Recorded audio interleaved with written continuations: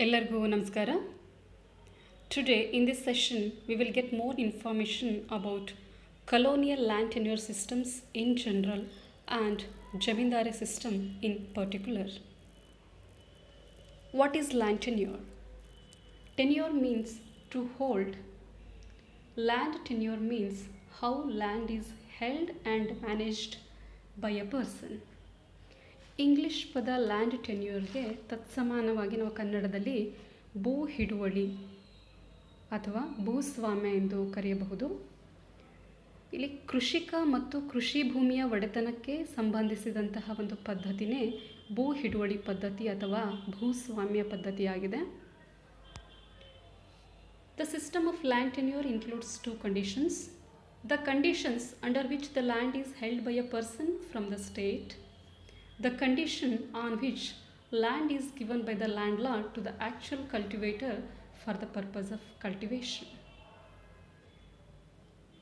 ಭೂ ಹಿಡುವಳಿಯಲ್ಲಿ ಒಬ್ಬ ವ್ಯಕ್ತಿಗಿರುವ ಹಕ್ಕು ಮತ್ತು ಅಧಿಕಾರವನ್ನು ಭೂಸ್ವಾಮ್ಯವು ಸೂಚಿಸುತ್ತದೆ ಅಂತ ನಾವು ಹೇಳಬಹುದು.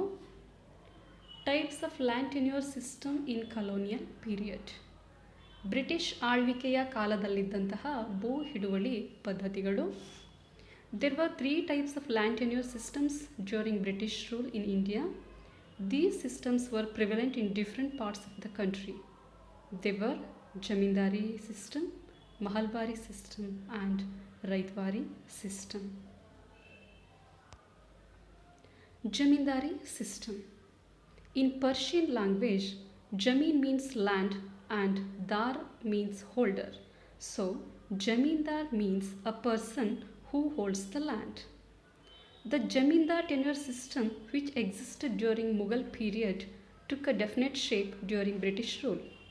Lord Cornwallis, under directions from the then British Prime Minister William Pitt, proposed the permanent settlement system in 1786. This came into effect in 1793 by the Permanent Settlement Act of 1793. So Mughal ಆಳ್ವಿಕೆಯ ಸಂದರ್ಭದಲ್ಲಿ ಇದ್ದಂತಹ ಜಮೀನ್ದಾರಿ ಪದ್ಧತಿಯನ್ನು ಸ್ವಲ್ಪ ಮಾರ್ಪಾಡುಗೊಳಿಸಿ ಲಾರ್ಡ್ ಕಾರ್ನವಾಲಿಸ್ ಅವರು ಅಂದಿನ British ಪ್ರಧಾನಿ William pit ಇವರ ಮಾರ್ಗದರ್ಶನದಂತೆ 1793ರಲ್ಲಿ permanent settlement act ಎನ್ನುವ ಶಾಸನದ ಮೂಲಕ ಈ ಒಂದು ಜಮೀನ್ದಾರಿ ಪದ್ಧತಿಯನ್ನು ಜಾರಿಗೆ ತರ್ತಾರೆ. The objective was to increase the revenue of East India Company. ಇದರ ಮುಖ್ಯ ಉದ್ದೇಶ ನಮ್ಮ ಈಸ್ಟ್ ಇಂಡಿಯಾ ಕಂಪನಿಯ ಆದಾಯವನ್ನು ಹೆಚ್ಚಿಸೋದಾಗಿರುತ್ತೆ. Features of zamindari system. As per the act, Zamindars were recognized as the owners of the land, thereby creating a permanent interest in land. ಈ ಕಾಯ್ದೆ ಪ್ರಕಾರ ಜಮೀನ್ದಾರರನ್ನು ಭೂಮಿಯ ಮಾಲೀಕರನ್ನಾಗಿ ಮಾಡಲಾಯಿತು. ಬ್ರಿಟಿಷರ ಪರವಾಗಿ ಕಂದಾಯ ವಸೂಲಿಯಲ್ಲಿ ಹೆಚ್ಚು ಆಸಕ್ತಿ ವಹಿಸಲು ಈ ರೀತಿಯ ಆಮಿಷವನ್ನು ಒಡ್ಡಲಾಗಿತ್ತು ಅಂತ ಹೇಳಬಹುದಾಗಿದೆ. They were given the rights to collect the rent from the peasants. ಇವರಿಗೆ ಒಂದು ನಿರ್ದಿಷ್ಟ ಪ್ರಾಂತ್ಯದ ಭೂ ಕಂದಾಯ ವಸೂಲಿ ಹಕ್ಕನ್ನು ನೀಡಲಾಯಿತು. ಇವರನ್ನು ಜಮೀನ್ದಾರರು, ಇನಾಮ್ದಾರರು, ಜಹಗೀರ್ದಾರರು ಎಂದು ಬೇರೆ ಬೇರೆ ಹೆಸರುಗಳಿಂದ ಕರೆಯಲಾಗ್ತಾ ಇತ್ತು. The realised amount would be divided into 11 parts. 1/11 of the share belongs to zamindars and 10/11 of the share belongs to East India company. So ಕಂದಾಯ ವಸೂಲಿ ಮಾಡಿದ ನಂತರ ವಸೂಲಾದ ಒಟ್ಟು ಮೊತ್ತದಲ್ಲಿ 11ರಲ್ಲಿ 1 ಪಾಲನ್ನು ಜಮೀನ್ದಾರರು ತೆಗೆದುಕೊಂಡು ಉಳಿದ ಭಾಗವನ್ನು ಈಸ್ಟ್ ಇಂಡಿಯಾ ಕಂಪನಿಗೆ ನೀಡ್ತಾ ಇದ್ದರು. ಒಂದು ರೀತಿ ಜಮೀನ್ದಾರಿ ಪದ್ಧತಿಯಲ್ಲಿ ಜಮೀನ್ದಾರರು ಬ್ರಿಟಿಷ್ ಸರ್ಕಾರ ಮತ್ತು ರೈತರ ನಡುವೆ ಮಧ್ಯವರ್ತಿಗಳಾಗಿ ಕಾರ್ಯವನ್ನು ನಿರ್ವಹಿಸ್ತಾ ಇದ್ದರು. Types of zamindari system. There were 2 types under this system. First one is permanent settlement. Here, the land revenue is fixed on a permanent basis and it was not enhanced in future.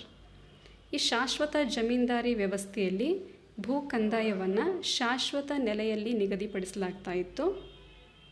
It was prevalent in Bengal, Bihar, Orissa, North Madras Banaras and parts of Assam.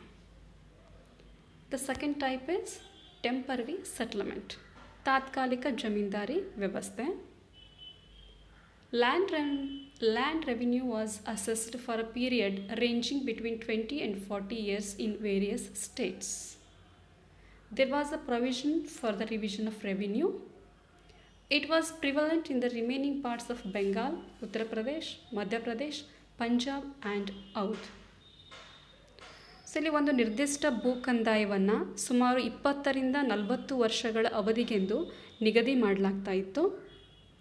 ಈ ವ್ಯವಸ್ಥೆಯಲ್ಲಿ ಕಂದಾಯವನ್ನು ಪುನರ್ ಪರಿಷ್ಕರಣೆ ಮಾಡೋಕ್ಕೆ ಅವಕಾಶ ನೀಡಲಾಗಿತ್ತು. Defects of zamindari system, zamindari ವ್ಯವಸ್ಥೆಯ ಲೋಪದೋಷಗಳು. The British government justified the zamindari system with its own logic. It said that the Zamindars represented the most enlightened section of the rural population and hence they would help in improvement of land and agriculture. But the expectation of the British government was never fulfilled. The system as such suffered from a number of defects. The first one is the quality of cultivation was suffered. Much against the expectation of the British administrators, the Zamindars never took interest in the improvement of either land or cultivation.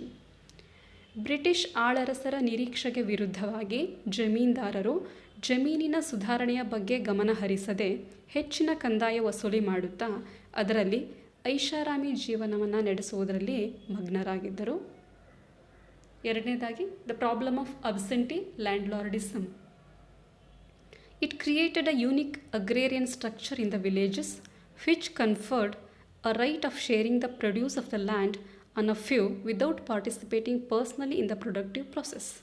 The very creation of this section of absentee landlords resulted in the decay of the agriculture.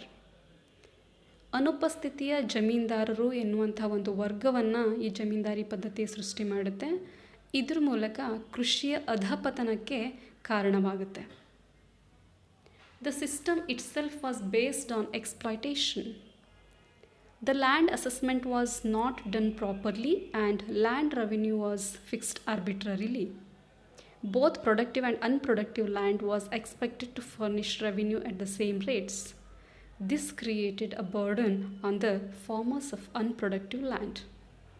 ಭೂ ಕಂದಾಯವನ್ನು ಮನಸ್ಸಿಗೆ ತೋಚದಂತೆ ನಿರ್ಧರಿಸಲಾಗಿತ್ತು. ಕಡಿಮೆ ಫಲವತ್ತಾಗಿರುವಂತಹ ಕೃಷಿ ಭೂಮಿಗೂ ಹೆಚ್ಚಿನ ಕಂದಾಯವನ್ನು ನಿಗದಿಪಡಿಸಲಾಗಿತ್ತು. ಇದು ರೈತರ ಶೋಷಣೆಗೆ ಕಾರಣವಾಯಿತು ಅಂತ ಹೇಳಬಹುದು. It created a kind of insecurity in the minds of farmers. The farmers var under the impression that however much they might work in the field with all the sincerity, one day or the other they would be evicted from the land by the selfish jamindars. ಈ ಒಂದು ಪದ್ಧತಿ ರೈತರಲ್ಲಿ ಒಂದು ರೀತಿಯ ಅಸುರಕ್ಷತೆಯ ಮನೋಭಾವವನ್ನು ಮೂಡಿಸುತ್ತೆ. ರೈತರಿಗೆ ತಾವು ಬೇಸಾಯ ಮಾಡುವಂತಹ ಭೂಮಿ ತಮ್ಮದಲ್ಲ ಎನ್ನುವಂತಹ ಭಾವನೆ ಬೆಳೆಯತೊಡಗಿತು. ಮತ್ತು ತಮ್ಮನ್ನು ಯಾವಾಗಲಾದರೂ ಕೂಡ ಕೃಷಿ ಭೂಮಿಯಿಂದ ಹೊರ ಹಾಕಬಹುದು ಎನ್ನುವಂಥ ಒಂದು ಅಸುರಕ್ಷಿತ ಭಾವನೆಗೆ ಒಳಗಾಗಿ ಶ್ರದ್ಧೆ ವಹಿಸಿ ದುಡಿದು ಉತ್ಪಾದನೆ ಹೆಚ್ಚಿಸಬೇಕು ಎನ್ನುವಂತಹ ಸ್ಫೂರ್ತಿಯನ್ನು ಇವರು ಪಡೆಯದಾದರು. The system of sub renting was prevailed. The zamindars subdivided the land and rented it out to other small jamindars. The ultimate result was the reduction of actual cultivators possessing occupancy rights. ಈ ಜಮೀನ್ದಾರರು ತಮ್ಮ ಒಡೆತನದ ಕೃಷಿ ಭೂಮಿಯನ್ನು ವಿಭಾಗಗಳನ್ನಾಗಿ ಮಾಡಿ ಸಣ್ಣ ಜಮೀನ್ದಾರರಿಗೆ ಕಂದಾಯ ವಸೂಲಿಗೆ ಅಂತ ನೀಡ್ತಾರೆ. ಸೊ ಇದು ಒಡೆತನದ ಹಕ್ಕು ಇಲ್ಲದೇ ಕೃಷಿ ಮಾಡುವವರ ಸಂಖ್ಯೆಯನ್ನು ಕಡಿಮೆಗೊಳಿಸುತ್ತೆ. Torture from the agents of zamindars. The agents were given the power to collect the rent. They used to behave inhumanly and indecently with the farmers. They used to exploit the humble farmers in countless ways. ಇಲ್ಲಿ ಭೂ ಕಂದಾಯವನ್ನು ವಸೂಲಿ ಮಾಡುವ ಜಮೀನ್ದಾರರ ಏಜೆಂಟರು ಕರುಣಾಹೀನವಾಗಿ ಅಮಾನವೀಯತೆಯಿಂದ ವರ್ತಿಸ್ತಾರೆ. ಕಂದಾಯವನ್ನು ನೀಡದೇ ಇರುವಂತಹ ರೈತರಿಗೆ ಹಲವಾರು ರೀತಿಯಲ್ಲಿ ಇವರು ಶೋಷಣೆಯನ್ನು ಮಾಡ್ತಾರೆ. Farmers lost interest on the land. The farmers in the Zamindari system showed no interest in modernization of agriculture. Consequently, agriculture production went on decreasing from 1880s almost up to 1940s. ಕೃಷಿ ಭೂಮಿ ತಮ್ಮದಲ್ಲದ್ದರಿಂದಾಗಿ ಕೃಷಿ ಭೂಮಿಯ ಫಲವತ್ತತೆಯನ್ನು ಹೆಚ್ಚಿಸಲು ಅಥವಾ ಕೃಷಿಯನ್ನು ಆಧುನಿಕೀಕರಣಗೊಳಿಸಲು ರೈತರು ಆಸಕ್ತಿಯನ್ನು ವಹಿಸಲಿಲ್ಲ. ರೈತರು ಭೂಮಿಯ ಮೇಲಿನ ಆಸಕ್ತಿಯನ್ನು ಕಳೆದುಕೊಂಡರು. ಹೀಗಾಗಿ ಕೃಷಿ ಉತ್ಪಾದನೆಯಲ್ಲಿ ಬಹಳಷ್ಟು ಇಳಿಕೆ ಕಂಡುಬಂತು. Next defect is service without returns. The peasants had to work freely on some important occasions like festivals, social ceremonies, marriages, etc. without expecting any return from the zamindars. ಗೇಣಿದಾರರು ಜಮೀನ್ದಾರರಿಗೆ ಅವರ ಮನೆಯಲ್ಲಿ ನಡೆಯುವಂತಹ ಸಮಾರಂಭಗಳಲ್ಲಿ ಹಲವಾರು ಬಗೆಯ ಪುಕ್ಕಟೆ ಸೇವೆಗಳನ್ನು ನೀಡಬೇಕಾಗಿತ್ತು. ಉದಾಹರಣೆಗೆ ತರಕಾರಿಗಳನ್ನು ಒದಗಿಸುವಂಥದ್ದು, ಚಪ್ಪರವನ್ನು ಹಾಕುವಂಥದ್ದು, ಸಮಾರಂಭಗಳಲ್ಲಿ ಸ್ವಚ್ಛತೆಯನ್ನು ನೋಡಿಕೊಳ್ಳುವಂಥದ್ದು, ಈ ರೀತಿಯ ಪುಕ್ಕಟೆ ಸೇವೆಗಳನ್ನು ನೀಡಬೇಕಾಗಿತ್ತು. Abolition of zamindari system. This system was a failure. It did not positively contribute to the development of Indian agriculture. The independent Indian government abolished this system on the recommendations of famous economist J.C. Kumarappa. So ಬ್ರಿಟಿಷರ ಈ ಒಂದು ವ್ಯವಸ್ಥೆ ಒಂದು ವಿಫಲ ಪ್ರಯತ್ನವಾಗಿತ್ತು. ಇದು ಭಾರತದ ಕೃಷಿಯ ಅಭಿವೃದ್ಧಿಗೆ ಸಕಾರಾತ್ಮಕವಾದಂತಹ ಕೊಡುಗೆಯನ್ನು ನೀಡಲಿಲ್ಲ. ಭಾರತವು ಸ್ವತಂತ್ರಗೊಳ್ಳುತ್ತಲೇ ಈ ಪದ್ಧತಿಯ ದೋಷಗಳನ್ನು ಮನಗಂಡಂತಹ ಸರ್ಕಾರ ಇದನ್ನು ರದ್ದುಪಡಿಸುವಂತಹ ನಿರ್ಣಯವನ್ನು ಮಾಡಿತು. ಎಲ್ಲ ಜನವರ್ಗಗಳಿಗೂ ನ್ಯಾಯೋಚಿತವಾದ ಮತ್ತು ಎಲ್ಲರ ಹಿತಾಸಕ್ತಿಗಳನ್ನು ಕಾಯ್ದುಕೊಳ್ಳುವಂತಹ ರೀತಿಯ ಸುಧಾರಣಾ ಕ್ರಮಗಳನ್ನು ಕೈಗೊಳ್ಳುವುದು ಅವಶ್ಯವಿದ್ದುದರಿಂದ ಭೂ ಸುಧಾರಣಾ ಕ್ರಮಗಳನ್ನು ಕೈಗೊಂಡಿತು. 1947ರಲ್ಲಿ ಖ್ಯಾತ ಅರ್ಥಶಾಸ್ತ್ರಜ್ಞರಾದಂತಹ J.C. ಕುಮಾರಪ್ಪ ಇವರ ಅಧ್ಯಕ್ಷತೆಯಲ್ಲಿ ಸಮಿತಿಯೊಂದನ್ನು ನೇಮಕ ಮಾಡಿತು. ಈ ಸಮಿತಿ 1948ರಲ್ಲಿ ಕೃಷಿ ಕ್ಷೇತ್ರದಲ್ಲಿರುವಂತಹ ಎಲ್ಲ ಮಧ್ಯವರ್ತಿಗಳನ್ನು ನಿವಾರಣೆ ಮಾಡಬೇಕು ಎಂದು ಶಿಫಾರಸು ಮಾಡಿತು. ಇದರ ಅನ್ವಯ ಮಧ್ಯವರ್ತಿಗಳ ನಿರ್ಮೂಲನೆಯನ್ನು ಮಾಡಲು ಶಾಸನಗಳು ರಚನೆಯಾದವು. ಈ ಭೂ ಹಿಡುವಳಿಗಳ ವಿಷಯದಲ್ಲಿ ಭಾರತ ಸಂವಿಧಾನದ ಪ್ರಕಾರ ರಾಜ್ಯ ಸರ್ಕಾರಗಳಿಗೂ ಕೂಡ ಅಧಿಕಾರ ಇರುವುದರಿಂದ 1951, 1956 ಮತ್ತು 1964-65ರಲ್ಲಿ ಹೀಗೆ 3 ಬಾರಿ ಸಂವಿಧಾನದಲ್ಲಿ ತಿದ್ದುಪಡಿಗಳನ್ನು ಮಾಡಿದ ನಂತರ ಈ ಜಮೀನ್ದಾರಿ ಪದ್ಧತಿಯು ಭಾರತದ ಎಲ್ಲ ಪ್ರಾಂತ್ಯಗಳಿಂದಲೂ ಕಣ್ಮರೆಯಾಯಿತು ಎನ್ನಬಹುದು. So summary, Zamindari system was one of the land tenure systems prevalent during colonial rule. It was introduced by Lord Cornwallis in 1793. It created intermediaries in the form of zamindars between the state and the peasants. It was existed in 2 forms, permanent settlement and temporary settlement. Since it has evil consequences and defects, independent Indian government took a bold decision to abolish it. Thank you.